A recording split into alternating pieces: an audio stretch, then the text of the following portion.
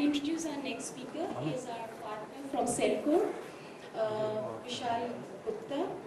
So what Cellcore offers is security solutions in the cloud. So what he's going to talk about is how you can bring your own devices, your employees can bring their own devices, and how you can collaborate in the cloud and do so in a secure manner. That's what he's going to talk about. Sure. So, Can I have the slide deck? Yeah, the clicker. The clicker. Where's the clicker? No. Somebody walked away with that, is it? No.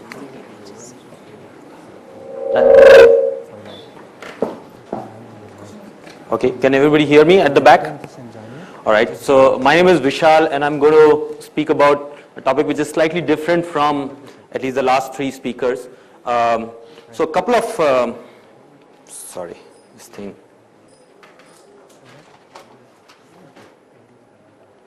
Okay, all right.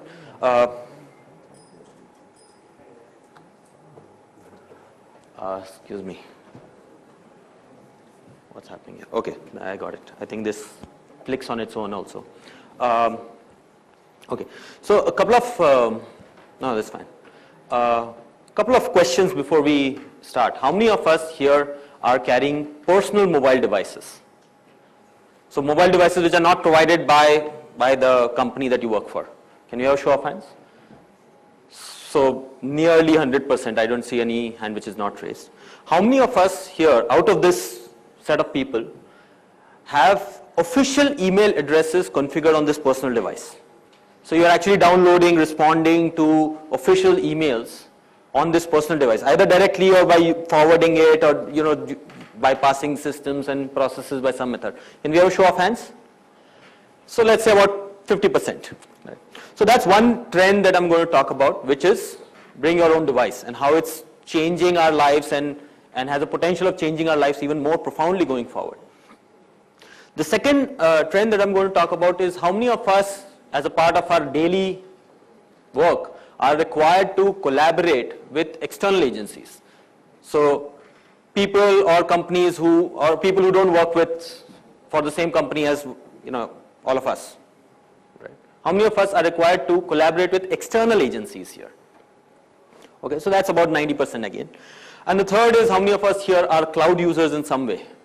How many of us have some kind of data on the cloud? So that's again 100%, right? So I'm talking to a fairly aware audience here, which is when these three things come together, personal mobile devices, right, external collaboration, and a lot of data going to the cloud, how do you deal with the security and privacy concerns that come along with these new trends, right?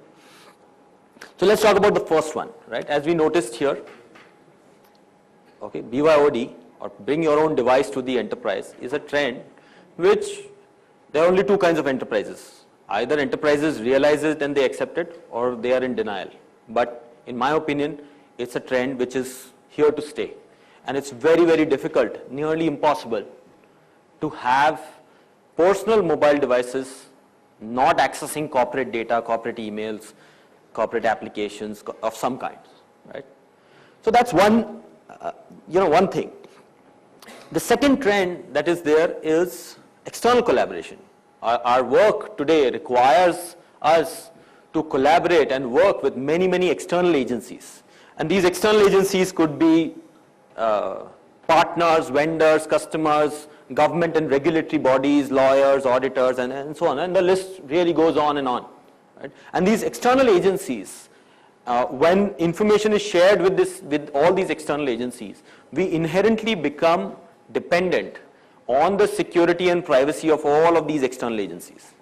So if you send a confidential piece of a confidential document or contract to your lawyer, and your lawyer loses his laptop at the airport, right? Now without realizing, and even after taking all the security measures for the enterprise, suddenly you had a data breach, right?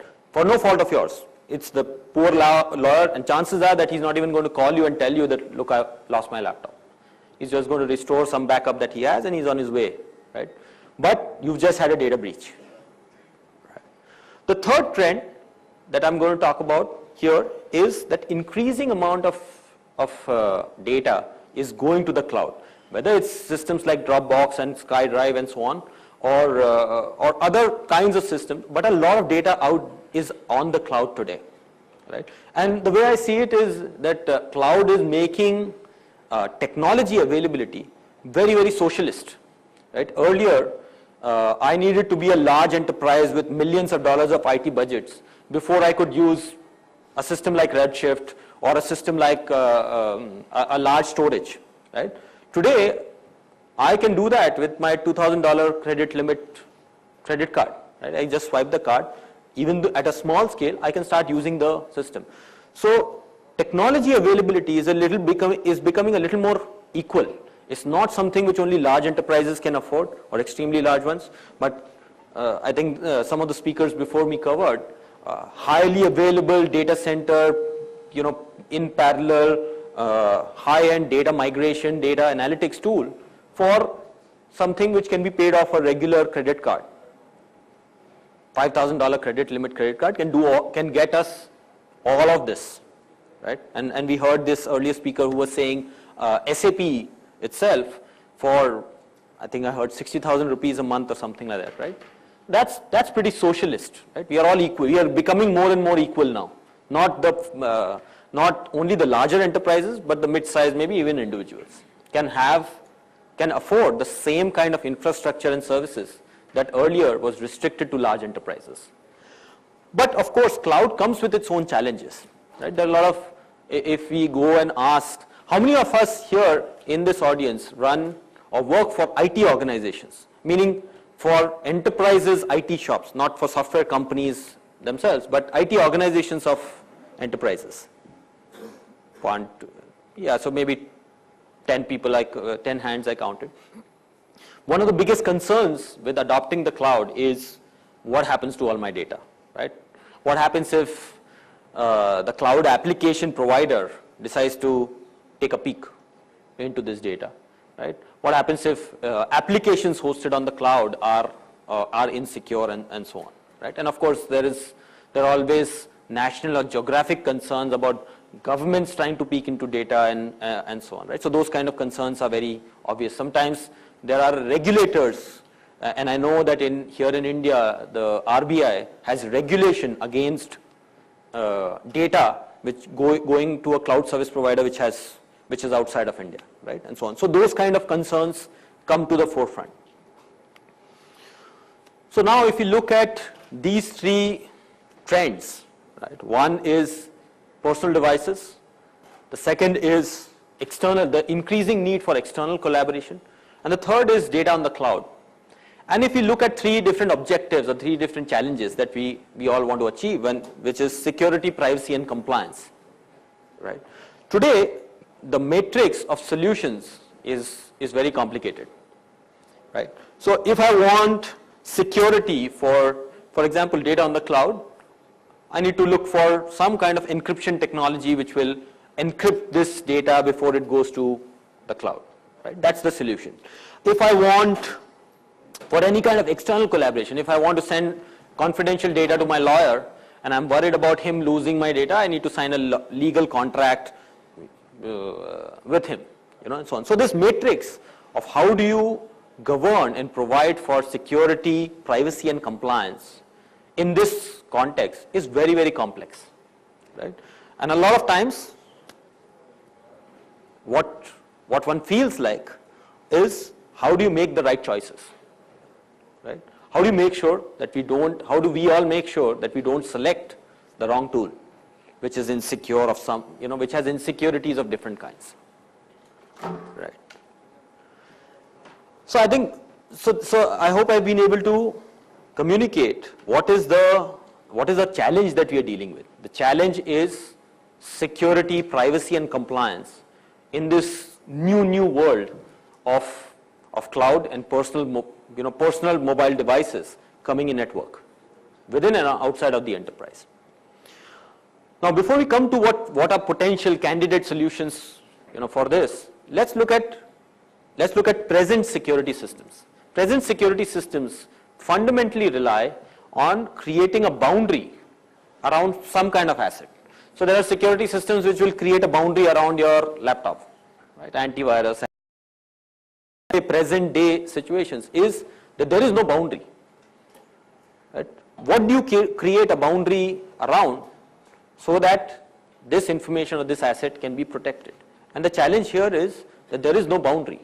Information is with you, but it's also with your lawyer who's using his own laptop. Information is with you, but it may also be in Dropbox, which is a service which is hosted, I don't know where, right? Information is with you, but it's also there in somebody's personal mobile device, maybe your colleague's iPad, right? Now, what exactly does one set up the boundary, around? And that's what I call the challenge of boundary definition or perimeter definition. What do you circle? Right? Do you circle the device? Do you circle the application? Do you circle the network? And so on. What do you circle? Right? And once we go through this exercise, the realization is that there is almost nothing that you can circle. There's nothing which you can protect, right? Because you don't know, information is going across all boundaries. Boundaries of devices, boundaries of networks and locations, boundaries of applications, and definitely boundaries of people and enterprises. Now in this context, what is the what can one protect? Right? And so a new way of thinking about security and privacy is to think about setting up a boundary around information itself. So how about we try and protect, instead of trying to protect the computer and the device and the network and the application and all these combinations, which are unknown anyways, right? How about we try and set up a boundary around information itself, right? So we put a firewall around information, a document, an email, whatever, an image, right? And this boundary, right, this firewall around the information protects the information and it travels with it. Right? So all the rules and policies that we have been used to setting up, like this folder should be accessible by these people, or this mailbox should be only available to this person, and so on. So all these rules and policies now travel around the information itself. And they're not attached to mailboxes or folders or devices or applications, but around the information itself. Now that's a new way of thinking, because, and that's perhaps the only hope that we have today, simply because any of the other infrastructure elements are not becoming amenable to defining as well as putting a boundary around. Right? But information, we know.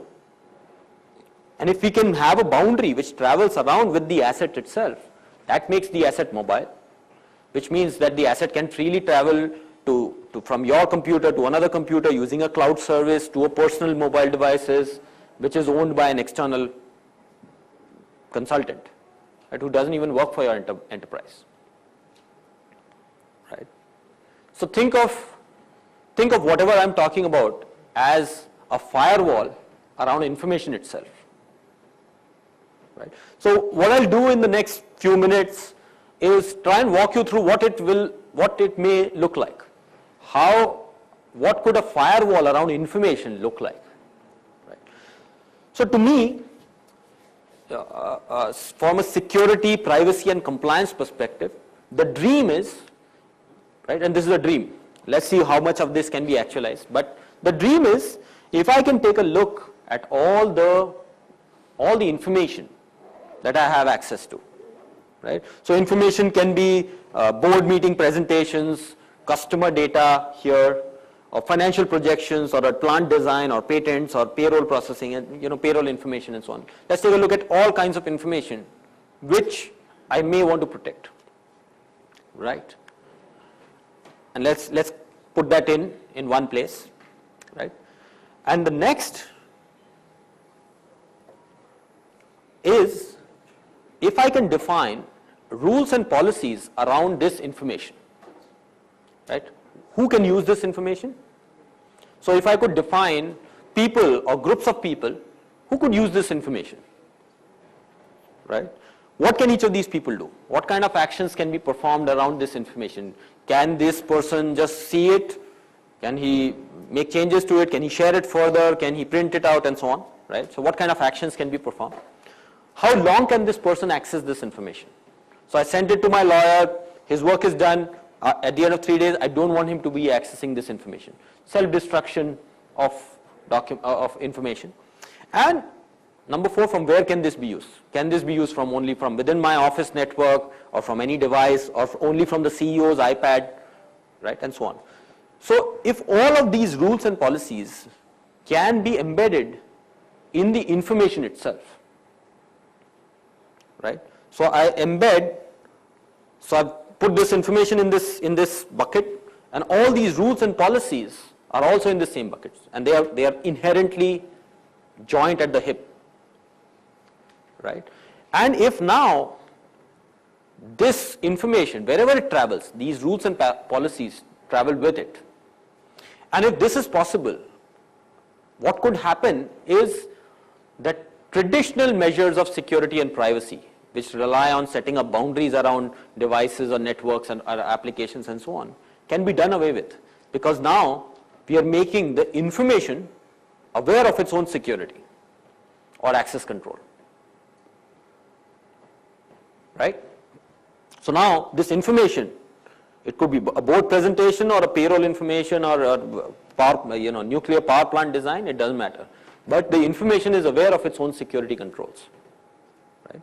And once the information becomes aware of its own security controls, now it can go to a personally owned device, and you don't really, or the enterprise need not really worry about it, because the information knows about its own security.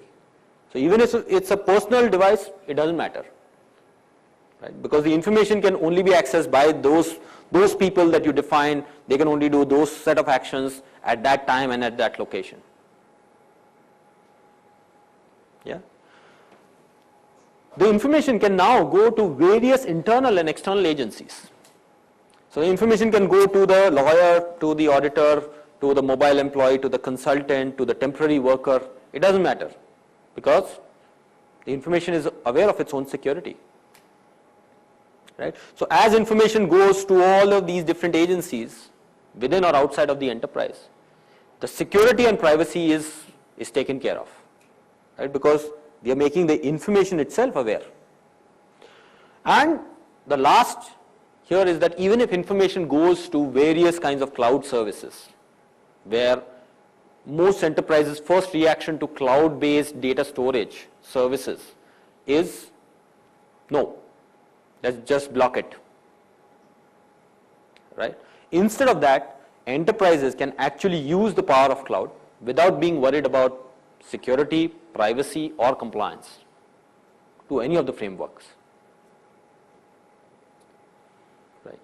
So the idea of making information aware of its own security is becoming more and more powerful in this context of information being accessed from uncontrolled environments, devices which the enterprise doesn't understand, people which the enterprise cannot keep account of, right? And applications which are not under the direct command and control of the enterprise. They may be cloud hosted, private cloud, public cloud, all kinds of combinations, right? And this dream of making the real asset that we want to protect, right, information, security aware, is actualized using a class of technologies called rights management systems. Right? Now, rights management systems have been around for some time, right? It's not particularly a new breed of technology which has just come, been around the block for a few months or years. They've been around for some time, but the relevance of rights management system has suddenly increased in these contexts. So rights management systems very simply allow enterprises, small enterprises, so it could be a 5 people law firm, or it could be a 200,000 people diversified business group, right? So it's scalable in that sense, right? It allows enterprises to define information usage policies. So who can use this information? What can each of these people do? When and from where. Right. So there are mechanisms to define these policies. There is a mechanism to actually implement this policy on one document, one email, all the documents on my that I have access to, file servers, document and content repositories, and various kinds of storage systems, whether they are on-premise or hosted on the cloud. Right. And there is a method, and this becomes very interesting, there is a method to go back and actually see what's happening to all this information. So who is actually using this information, what is that person doing, when and from where. Right. So what I'll do in the next 5 minutes is just walk you through what a system like this may look like in action. Right. And I'm sorry, but the font on the screenshots are very, very small, so what I'm going to try and do is just read out and describe what the system looks like. So let's say there is a company which is launching a new product, or it's planning to launch a new product. Right. So the first part of the puzzle is policy definition. Right. Being able to define what is the right usage of new product plan information. So the right usage is that only these two people here should be able to use it. Right. So you're defining only this group of two people. It could be 200. It doesn't matter. Right. Who are the rightful users of this information for now? So the new product that is being launched, only these two people are supposed to work on it. Right. And the next is what can each of these people do?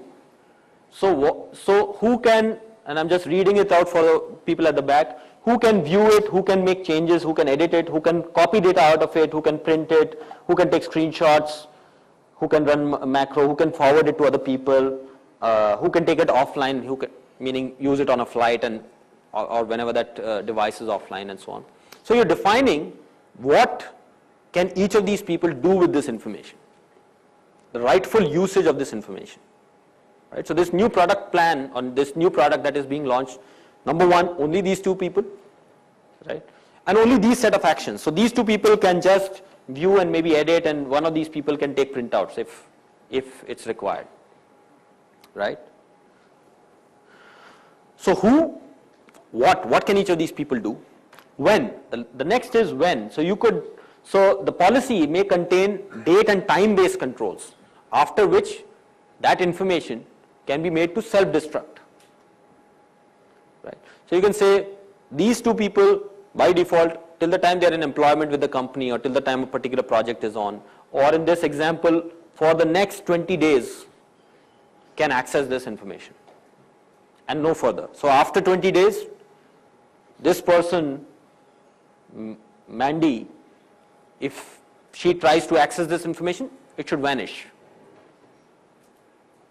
Right? And the last is device and network based controls. Right? So specific devices, specific networks, and so on. Right? Now, having defined this policy, the idea here is to embed this policy in the information itself. So the Word document or the Excel sheet or the PDF or the AutoCAD drawing and so on is by itself aware that these two people are allowed to do those set of actions within this time and from these locations.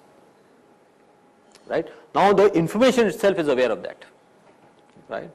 So just as an example, you have a document, let's say you have created, or one of these people has created a new product plan to be launched. Right? And this is a new document. One could attach a policy. Right? And from a list of these policies or usage rights, you could choose one and say apply this. Right? And this is just one method. So applying these policies on one specific piece of information, in this case a document, is just one method. The policy could be applied to a storage location. So you've got all these documents which are coming into one central folder or storage location, just apply the policy over there. Right? Or it could be apply the policy as soon as information goes to Dropbox or information is uploaded to a particular SharePoint or any kind of document management systems.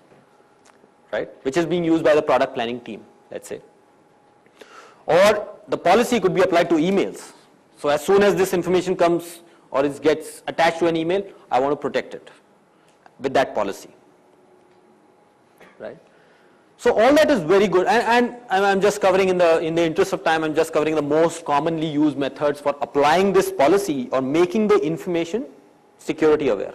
It could be specific to a document or a storage location or a folder and what have you, right?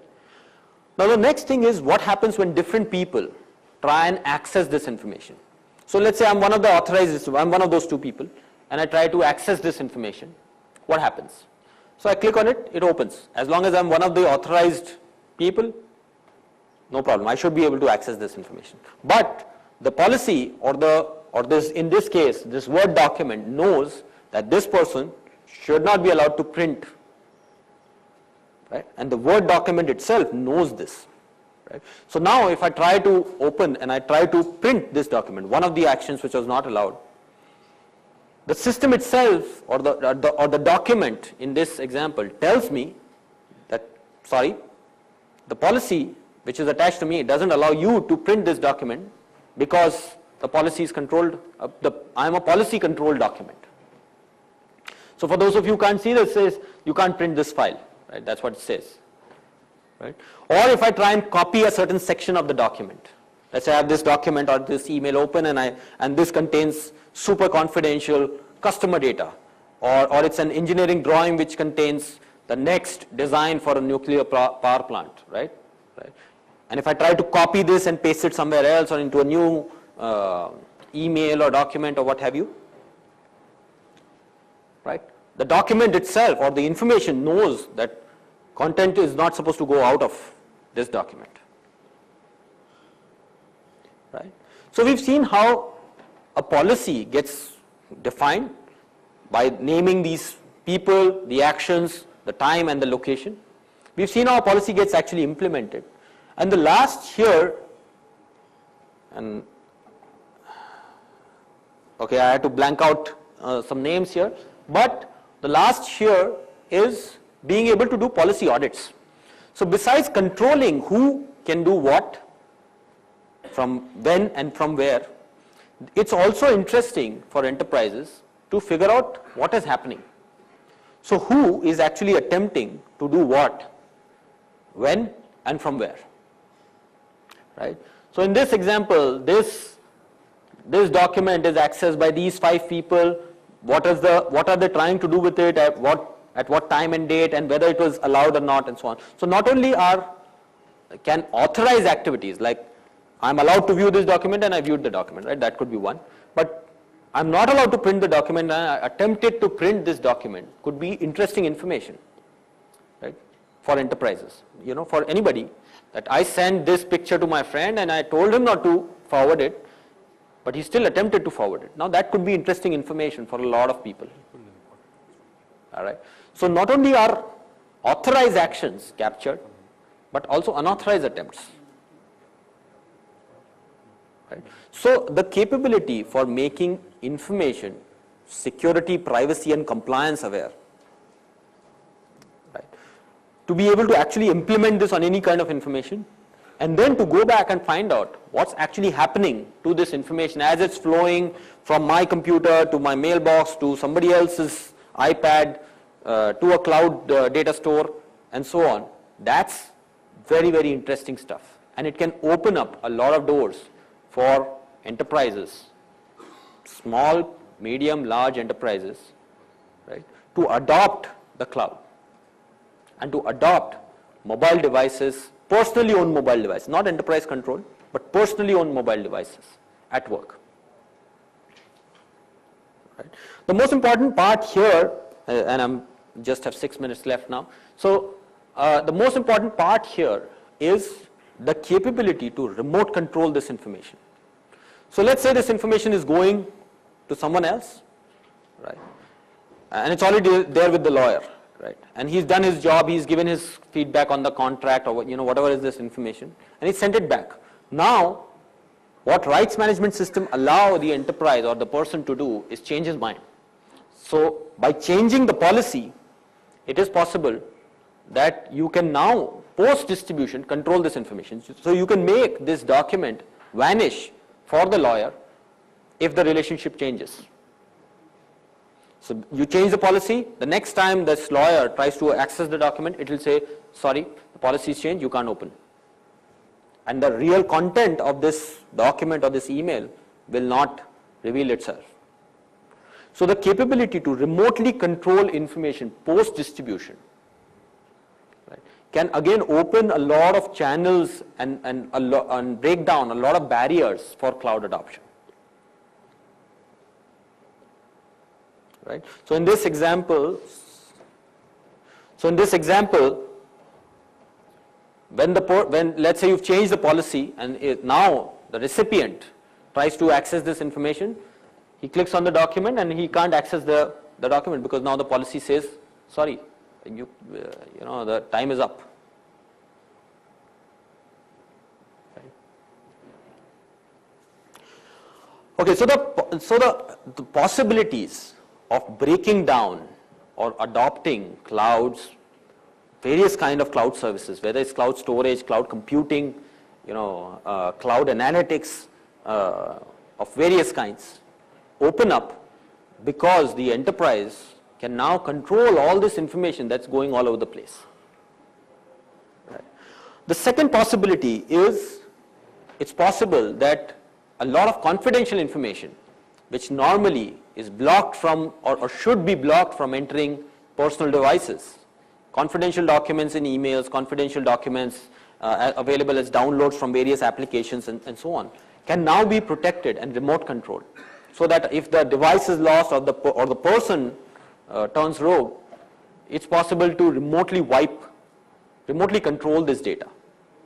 And the third is any kind of external collaboration, outsourcing of different kinds, can be enabled by getting the capability to control all this data that is going to, let's say, a service provider. Right? And all of this without worrying about the fundamental tenets of security, privacy, and compliance. Right?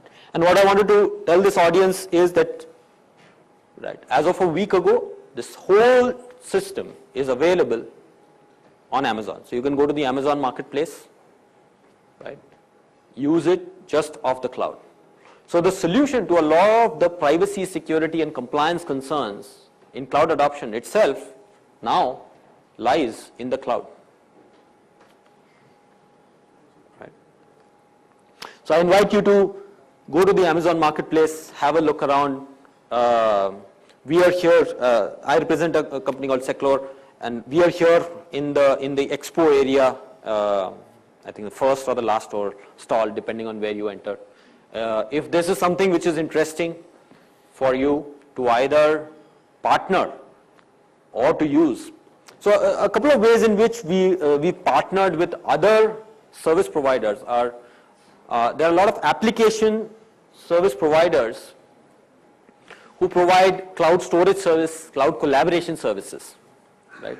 Now, there is a potential for partnerships where the cloud storage or collaboration service can be made completely secured by partnering or by combining the power of Seclor File Secure, which is the rights management system, with the cloud-based collaboration and storage service. Right. So if any of you know of companies who could do with this, please, we're very happy to talk. Right. A little bit about the company. Seclor is one of the leading rights management system players, available on-premise as well as on the cloud now. We have some of the largest enterprises in the world, companies like Daimler Corporation, Panasonic, Capgemini, all right, National Stock Exchange here in India, Aditya Birla Group, Murugappa, SR, and so on. Over 3.5 million, over 3.5 million users across about 350 enterprises today use our technology as a prerequisite or as a stepping stone to adopting public clouds. So the view that the enterprise takes is, I'm happy to adopt, I'm happy to let my data go to the cloud because of all the benefits of using a shared cloud environment, but I will protect all this data, make sure that it comes under my command and control at the time that I want it.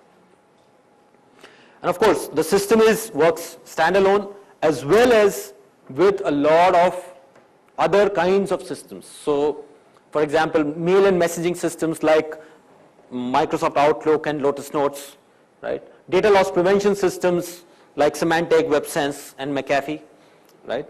And of course, transaction systems like SAP can all today use capabilities of Secure File Secure to protect information, unstructured information that keeps getting generated from these, right? All right.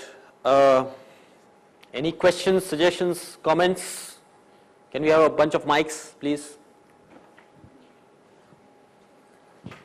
And some water for me at the stage. Yeah. This is Srinivasa. I have a question. I'm sorry, I can't. Can you turn on the mic?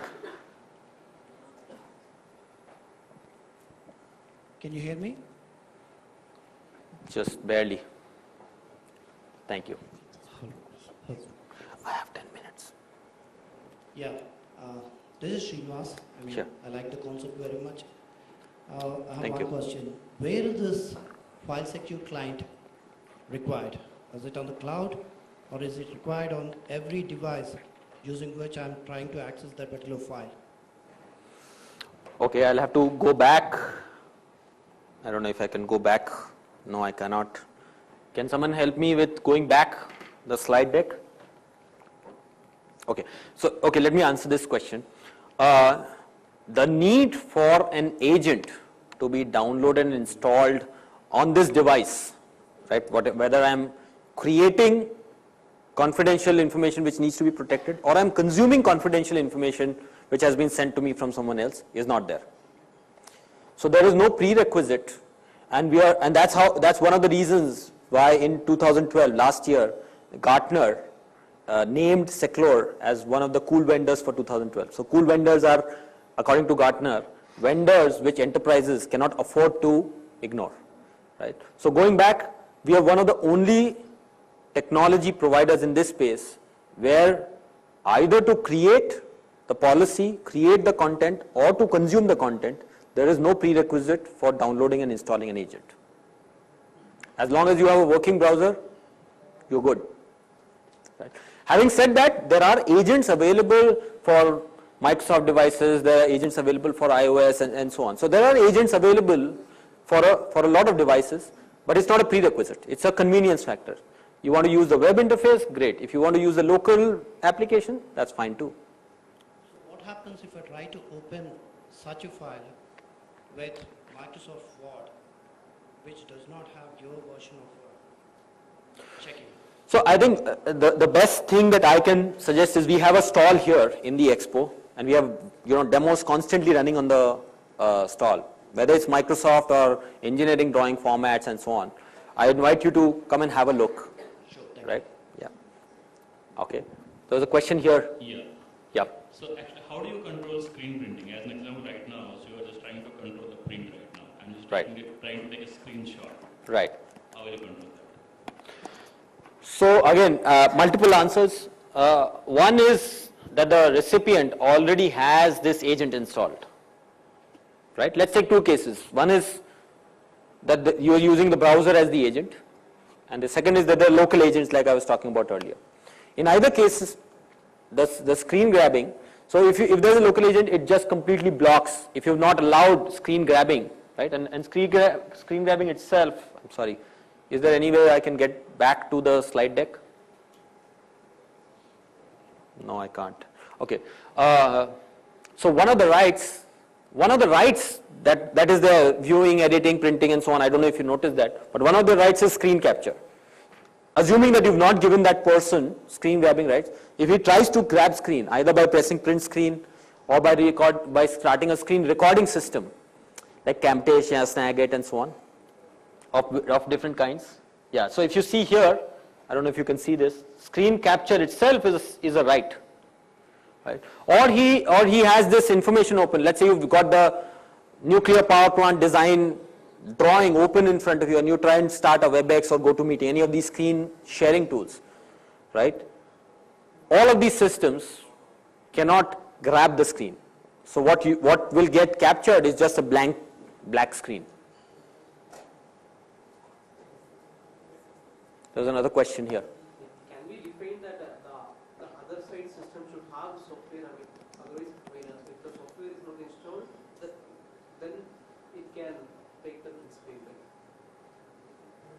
print screen or a copying restriction should require a software to be installed on the system.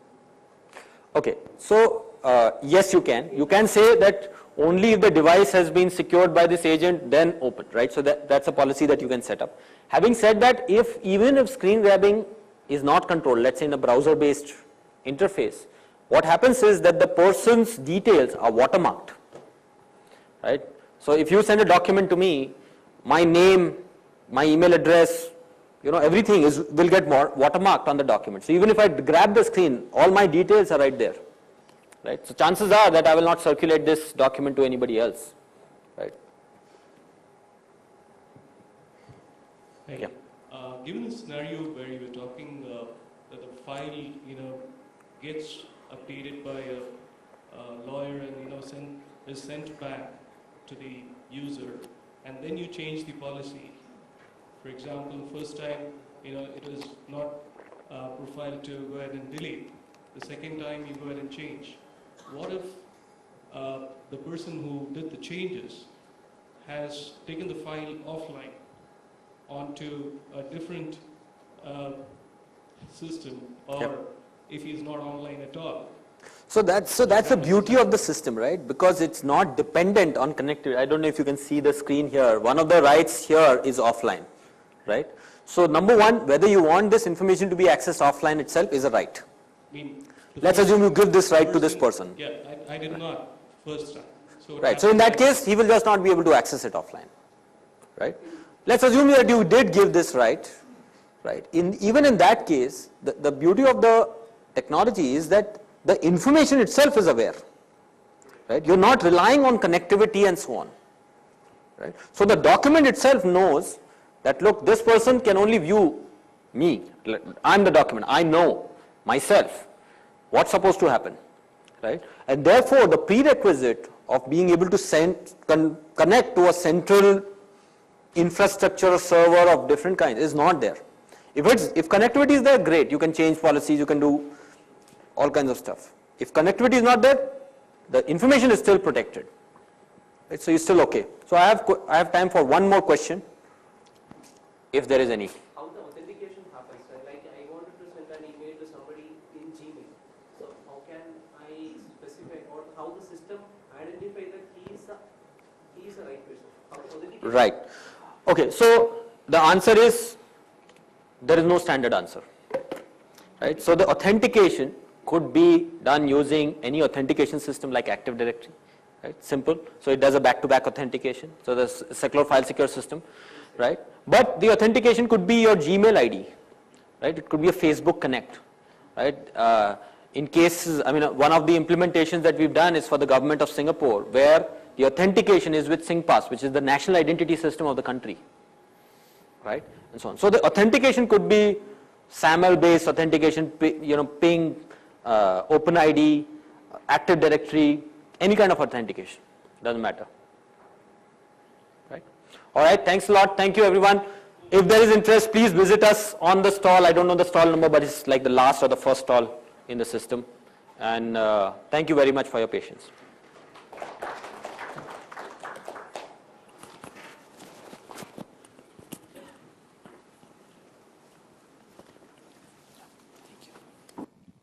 Okay, so let me introduce the last speaker of this session. So this is Sean Norris. He's going to talk about Amazon support. So do stay tuned, because this is a very important part of our offering. And as you heard one of our customers speak in the morning, that how much it has helped. So do listen up. Sean?